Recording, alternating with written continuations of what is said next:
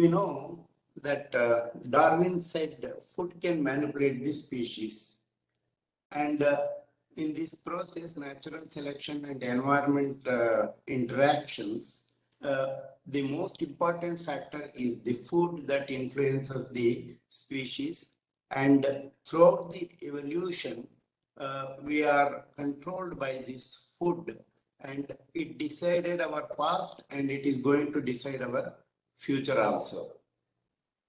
All of us, we know that a healthy soil produces a healthy plant, and any living being, human beings or animals eating that healthy plant will be healthier.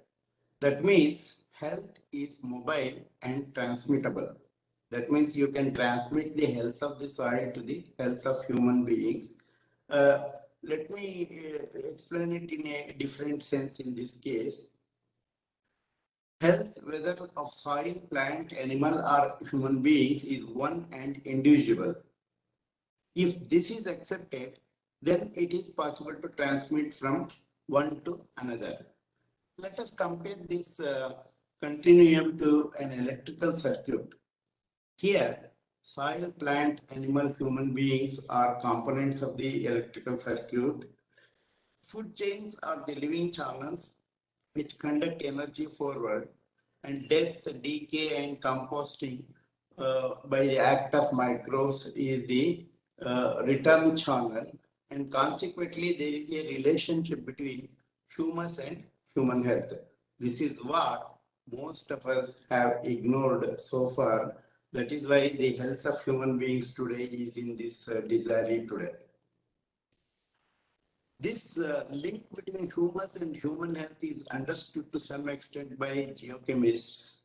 Some medical scientists have also understood to a great extent. But in Ayurveda, there is a separate branch of science called Dravya Guna Shastra and Desha Vichara. This links the medicinal properties of herbs to the soil, location, region, and that produces these kind of medicinal herbs.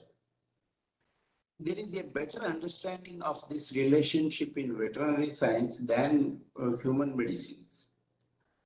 We can link human health to plant and soil under the following heads, and many more heads we can link it, but I have selected only these four important ones: soil mineral depletion and human health, soil contamination with inorganic pollutants, soil contamination with pathogen parasites and human health, and geophagia and human health. Because of the paucity of time, I will restrict my presentation only to soil mineral depletion on one part and microbes from fruits and vegetables joining the human gut microbiome on the other part. Let us come to soil mineral depletion and human health. We all know that our body is made up of Panchabhutas, and our great philanthropist Purandara Dasa had been advocating this in his poem Manninda Kaya Manninda. That means our body is made up of earth and it is going to be returned back to the earth. He tried to convince that there is a cycle, there is a rotation. It comes to body and goes back to the soil. That concept is what we have completely forgotten, and ultimately we are ending up with a list of diseases which I have shown here, like anemia, osteoporosis, chronic fatigue, so many things. Mention anything, all are related with what some are the other chemicals that are deficient in soil and that is transmitted to the human beings. So most people wonder probably the answer to this kind of degenerative diseases is the corresponding deficiency of one or multiple of the nutrients. We know that 40% of the world population is suffering from a degree of mineral deficiency. And already Srinivasa Rao has told that iron deficiency, zinc deficiency are rampant world across. And iron deficiency is listed among the 26 risk factors, including global burden of disease studies. This accounts for around 8.5 million deaths, 0.85 million deaths annually due to iron deficiency. And 36 crore disability adjusted life year is lost every year because of the iron deficiency. Apart from this, we know that there is a widespread deficiency of zinc cutting across population, be it Asia, Africa, or America, or elsewhere.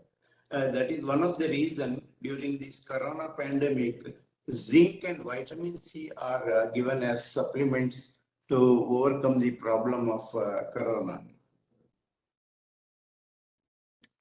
Then we know that correcting micronutrient deficiencies can help the child mortality. The question is how to correct it at a population level in terms of millions. Is it to fortify food, or is it to fortify water, or is it to fortify salt? That is a question which is yet to be answered. I particularly draw the attention of all of you to the last sentence I have made here. A recent study conducted mostly in the Islamic countries demonstrated that providing the recommended daily allowance of micronutrients assisted in the correction of antisocial behavior of juveniles. This study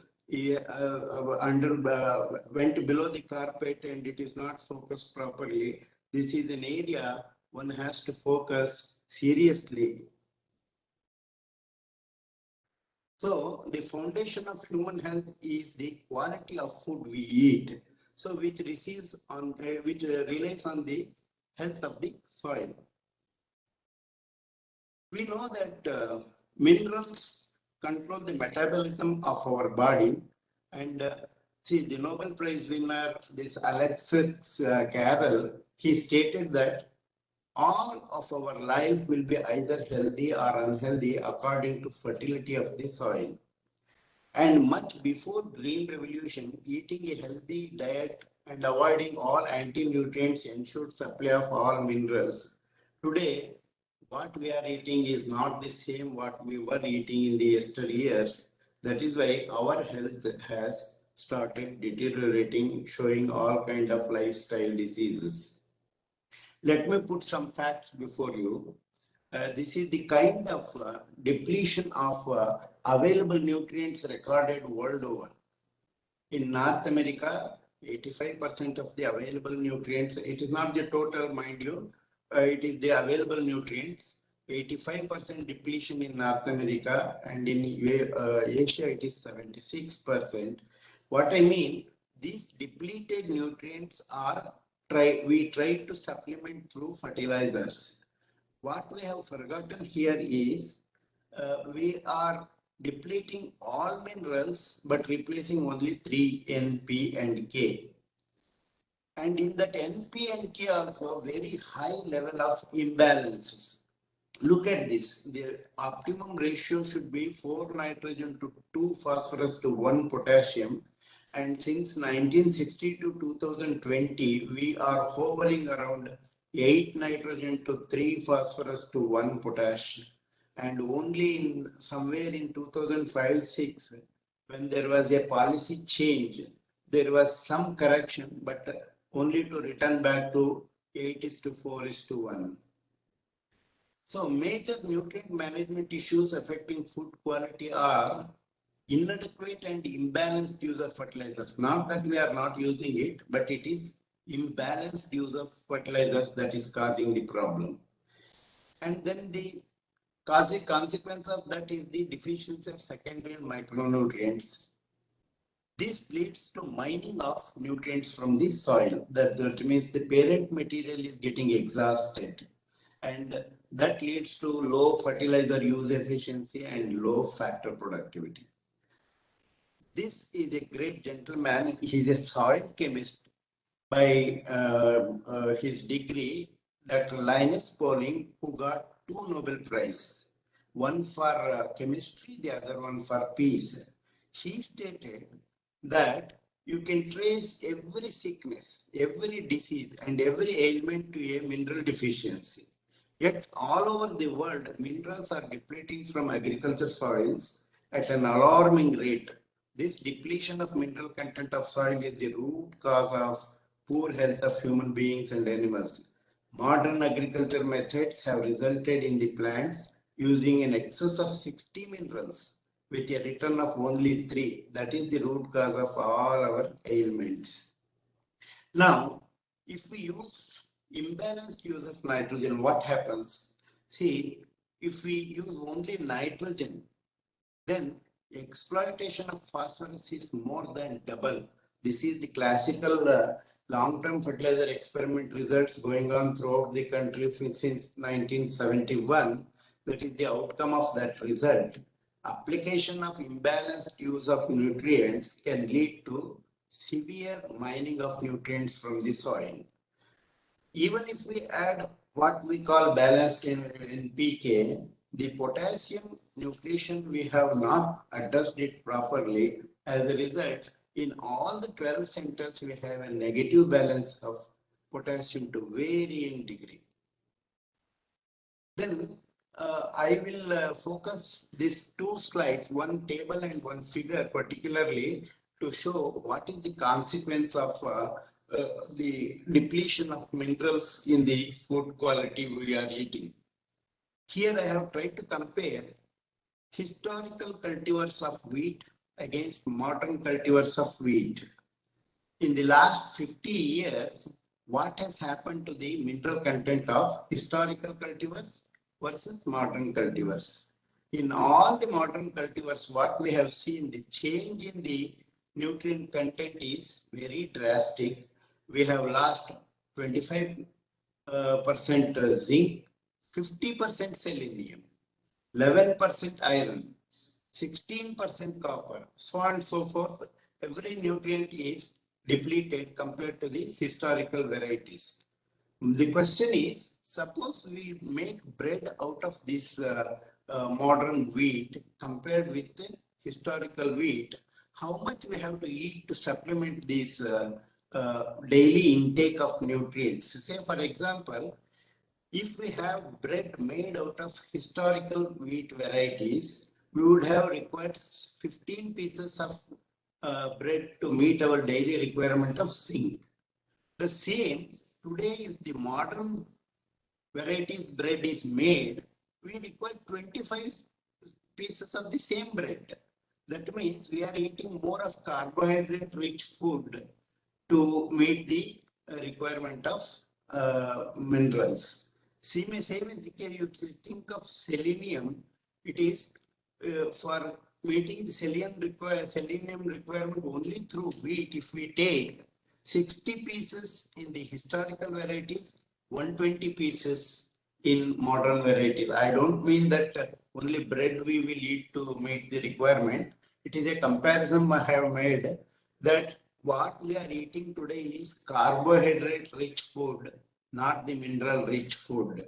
Same is the case with all other elemental compositions. We are eating too much of food to meet our requirement.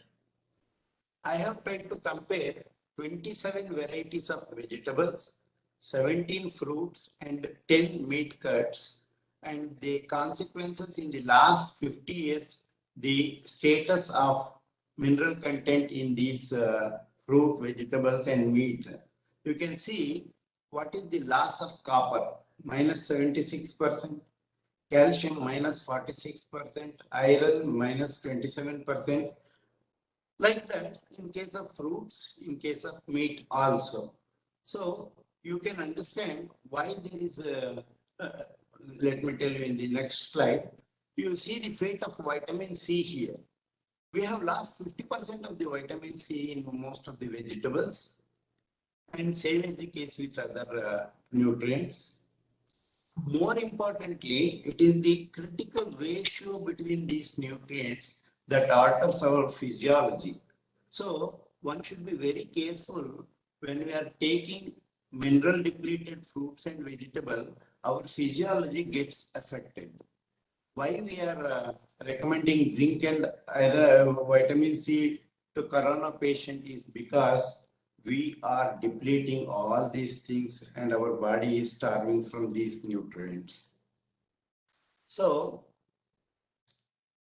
this is what I have told about the general things. There are many elements which are not essential for plants but are essential for human beings, like selenium, iodine, and fluorine. They are not required for agriculture products, but it is required for human and animal nutrition. Unfortunately, these are not added to the soil, nor we bother to analyze the status of the selenium, iron, iodine, fluorine, and other nutrients in our food. And we are not even bothered to see what is happening in our food about these elemental status. Today, a Canadian population cannot go to bed without taking selenium. Fortunately, we are not at in that stage. See, Nunham, who is an authority on arthritis, stated that it becomes evident that arthritis and rheumatism is a disease of modern living brought on by a universal exploitation of the soil. In order to have a healthy population, you must have a foundation in a healthy soil. Now, with the introduction of this World Trade Organization, the food got mixed up throughout the world. Today, we are eating Italian pizza in India, Chinese noodle in polar region, or masala dosa in African countries. So food got mixed up. So it is difficult to draw a relationship between the food and the health of the human beings because of this mixed up. As a result, what is the consequence? The junk food concept has emerged. We are overfeeding, but undernourished. Now, let me come to the second part, that is the plant and human microbes are linked to each other. You know that human gut microbe is a complex system of millions and millions of microorganisms. And same is the case with the plant rhizosphere. The plant rhizosphere is also immersed in soil microbiome. When we compare these two things, the soil microbiome in the rhizosphere or in the plant system with the human body, more or less we can see similarities between these two. You can see here I have tried to compare human stomach, duodenum, and colon with soil, rhizosphere, and endosphere. Their chemical characteristics, their species diversity, will be wondered to see that they are highly interlinked. Here, see, whatever the excreta, either through plant or human or animal, is returned to the soil, will go back to the rhizosphere of the soil and through that rhizosphere to endosphere and enters into the human cycle. That is how the plant and the soil plays an important role in the human gut flora and the body microflora. Here, I am trying to compare conventional agriculture with sustainable agriculture. In conventional agriculture, it is a fragile health system. In sustainable agriculture, it's a good health system. Fragile means plant microbiome is very fragile, poor soil microbiome, whereas in sustainable agriculture, healthy plant microbiome and soil rich in soil microbiome. They are interlinked. If we go for sustainable agriculture, we are going to have a good microflora in the body and we maintain our better health. You know that since microbes from fruits, salad, vegetables join the human gut, microbiome, the plant microbiome can affect the gut microflora and thereby the human health. Importantly, what people eat has a much stronger influence on the gut microbial composition than the genetics. Genetics has its own role, but the microbiome dictates the health of the human beings much more than the genetical role. Today, if we compare the historical and the modern man's gut flora and the body microflora, there is a lot of change because we started bothering more and more about hygiene, hygiene, and hygiene. As a result, our body microbiome has deteriorated to a great extent. See, microbes enhance food quality and content. Humans can only synthesize 11 of 20 amino acids. The remaining 9 has to be synthesized, and 13 essential vitamins have to come from fruits and vegetables and other food sources. But a few essential components are produced by microbes, which are important producers of essential amino acids and vitamins themselves. So, crop plants today, because of the intensification of agriculture and use of lot of pesticides, antibiotics, and so many chemicals, crop plants today lack many of their important symbiotic partners to produce or increase the contents of vitamins, minerals, antioxidants, and other metabolites. The interaction of microbes and plants thereby influences food quality, taste, and texture. Most of our daily food comes from industrial agriculture and has been exposed to herbicides, fertilizers, and a large array of pesticides obtained to not only to obtain high yields. We have been talking too much about this organic farming, and in organic farming, our focused attention is becoming more and more towards banning use of micronutrients, industrially produced fertilizers, and other things. In fact, if we do not apply micronutrients and fertilizers, organic farming is not going to yield any good thing to you.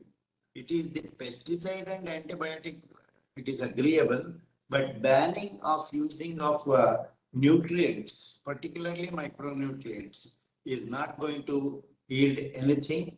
That is why one should reconsider about organic farming, not to ban use of any of the inorganic fertilizers or micronutrients. We must always remember what Linus Pauling has said. There is an urgent need for close linkage between the agriculture, nutrition, and health sector. The agriculturists, nutritionists, and policymakers should come together and make systematic efforts to reduce malnutrition in a sustainable manner to make people well nourished, healthy, and creative. I wanted to mention one point here. When Dr. Ayyappan was in the helm of affair, he started an interface between ICAR and ICMR to have a linkage between agriculture research and medical research. Unfortunately, that remained in the paper and it has not taken shape. It is through this forum I request that for platform has to be revived and brought to its logical end. Thank you very much.